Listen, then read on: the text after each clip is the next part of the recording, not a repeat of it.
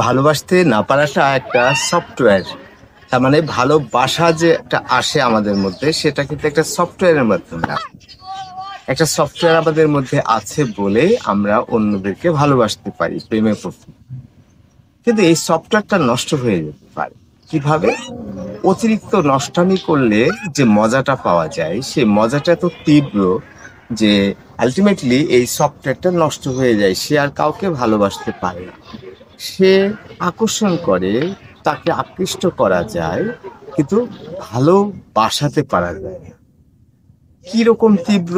এই যে একটা নেশার তীব্রতা আছে, আর একটা হলো যৌন কেলেঙ্কারির তীব্রতা আছে। তাহলে একটা নারীর যৌন কেলেঙ্কারি যদি নেশা করে সে হলো সর্বোচ্চ তৃপ্তি। আবার ভিন্ন ভিন্ন পুরুষের সাথে ভিন্ন ভিন্ন রাত কাটানো, সেটাও একটা যৌন তৃপ্তি। আবার যেসব ছেলেরা নেশা করে সেটা আরেক ধরনের তৃপ্তি। তারপরে এরকম বিরল কিছু তৃপ্তি আছে। সেই তৃপ্তির কারণে তার মধ্যে ওই ভালোবাসার যে সফটওয়্যার সেটা নষ্ট হয়। সেটাকে আমি বলছি যে ভিটামিনের অভাবে না, মিনারেলের অভাবে। কেন ভিটামিনের অভাবে না? ভিটামিন অল্প কয়েকটা, 13টা, কিন্তু ট্রেস মিনারেলস কিন্তু অনেক। এই ট্রেস মিনারেল 500-র বেশি আমাদের অজানা। তা আমাদের শরীরে অনেক সফটওয়্যার আছে, অনেক ট্রেস মিনারেল আছে, ভিটামিন আছে, হরমোন আছে। এগুলোর কারণে দেখা যায় যে আমাদের শরীরে মনের অনেক তারতম্য হয়। নানান কারণে আমাদের শরীরের মন, শরীর, হাজার জিনিস তারতম্য হয়।